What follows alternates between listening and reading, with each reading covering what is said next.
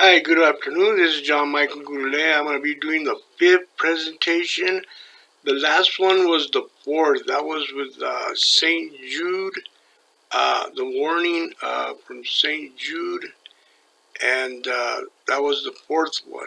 I think I said it was the 5th, but it was the 4th one. This one is the 5th one, the 5th presentation. I'm going to go ahead and get started. We're going to be talking about Jesus' disciples. All the 12 disciples, what happened to them, and then we're going to be talking about John, the apostle, who ended up on the island of Patmos. So I'm going to go ahead and get started. First, Jesus first met the brothers James and John on the shores of the Sea of Galilee, working as fishermen with their father Zebedee. They were called by Jesus to leave their nets and become his disciples. A moment you can read about in Mark chapter 1 verse 19. Now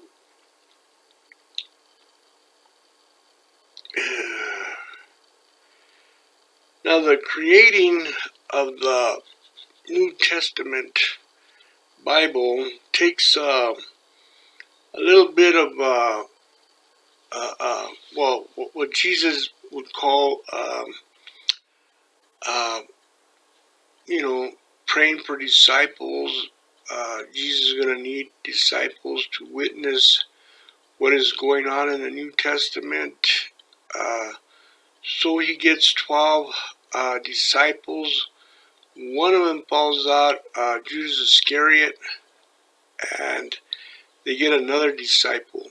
We'll be learning about him here in a minute. But what happened to the 12 apostles? And we're going to read about that right now. The idea that all disciples were martyred except for John is a popular Christian tradition, but historically it is only a partial truth. The Bible itself records the death of one apostle, James the Great. The Church of Jesus suggests that most were killed, but John is the only one to believe to have survived to old age. The breakdown of what the New Testament and historical tradition tells us about the apostles' fate. The biblical account, James, the son of Zebedee, the only apostle whose death is implicated, recorded in the New Testament, according to Acts chapter 12, verse 2, King Herod Agrippa had him executed with a sword, beheaded in Jerusalem around 44 A.D. Judas Iscariot, the Bible records he died by suicide shortly after betraying Jesus in Matthew chapter 27, verse 5, and in Acts chapter 1, verse 18. The rest of the apostles, the Bible does not document how the others died, but they do record Peter. How Peter would stretch out his arms, and Jesus kind of like said how he was going to die. The Apostle Paul also records in 1st and 2nd Timothy he was imprisoned, and he was going to be executed by Nero. Peter was also executed by Nero. John the Apostle, widely believed to be the only apostle who did not die a violent martyr's death. According to tradition, after surviving various persecutions and being exiled to the island of Patmos, where he wrote the book of Revelation, John died of natural causes in Ephesus as an old man around 100 A.D. Peter, traditionally believed to have been martyred in Rome under Emperor Nero. Early accounts said he requested to be crucified upside down, feeling unworthy to die in the same manner as Jesus. other apostles, tradition vary on how the other met their ends. For example, Andrew is said to have been crucified on an X-shaped cross, while Thomas and Bartholomew are believed to have died by spear, and I think they were one of. I think Thomas was killed by a spear. Bartholomew was filleted, or they skinned him alive.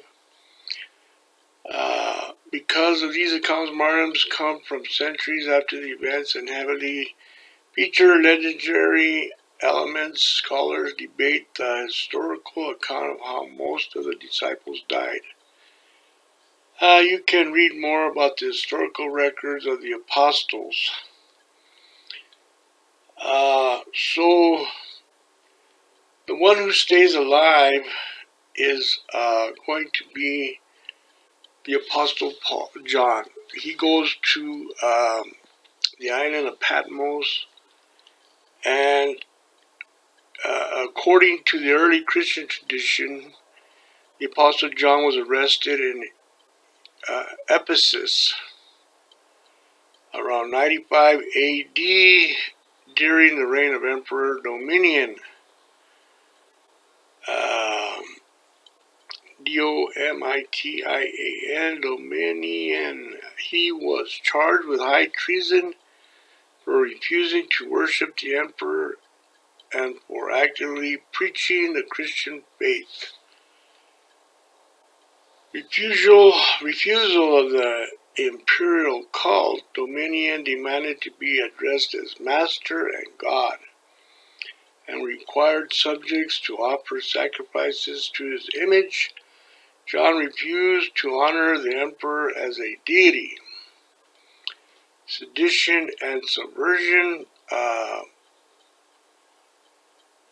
Roman and local authorities view the Christian movement as a threat to the established imperial order. Early apocryphal accounts note that local adversaries charged John with being a lawbreaker who was turning people away from Roman gods. The trial and attempted martyrdom referred to Rome. John apprehended in Ephesus and reported to Rome as a political prisoner. Sentence. Emperor Domitian condemned the early apostle to a public execution. Under the sentence, John was taken outside Rome to the Latin Gate and cast into a vat of boiling oil. However, according to accounts from earlier writers like Tertullian, John emerged miraculously unharmed as the oil failed to burn him. Exiled to Patmos, unavailable to execute the apostle, and bewildered, Domitian changed his sentence to banishment.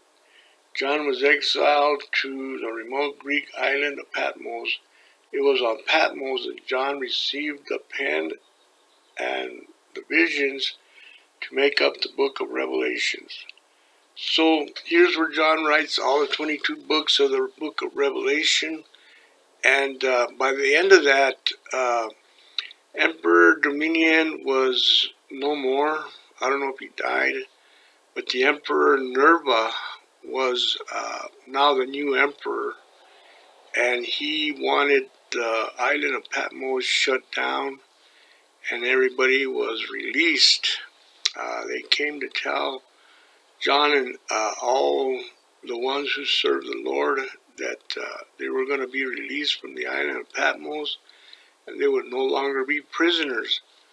So I believe he lived maybe 5-6 years after he got out of the island of Patmos. He probably went back to Ephesus and preached the gospel there, and then he died at 100 years old, or something like that. He died. I remember reading he must have died at 100 years old. So with that, I'm going to go ahead and end this presentation. Now we know how the book of Revelation was written by Apostle John to an angel of the Lord and Jesus Christ himself. And what Jesus Christ is telling him, the rapture of the church, he gets sent to the third heaven. And that's how we're going to be get sent to in the spirit. Revelation chapter 5, Jesus receives a scroll with the 7 seals. And he gets it, the Lamb of God, stained with blood, who takes away the sins of the world at the cross, receives the scroll from God. God's sitting on the throne. God hands Jesus the scroll. And now Jesus is the only one that can open that scroll. And the seal 1, 2, 3, 4, 5, 6, and 7, it's all going to be the destruction of the earth. The earth is going to be destroyed. That's why I say in Revelation 4, where John gets raptured to heaven, we're going to get raptured to heaven in the spirit. And chapter 5, Jesus is breaking these seals or receiving the seals from God. We should be in heaven with Jesus Christ in the rapture. Great gathering, which we read about by the sound of a trumpet, by an archangel, will be gone in a twinkle of an eye. So in Revelation chapter 6, this is the beginning of the destruction of the earth. So with that, I'm going to go ahead and end this presentation. We're going to go ahead and do the incense of prayer for the saints and how they did it in heaven and how Jesus intercedes for us and how the Pope and the priest do the incense of prayer at the altar and how the angels did the incense of prayer for the saints in heaven at the golden altar. So we're going to be doing that next. So this is video 5. We're going to be doing video 6. Be right back.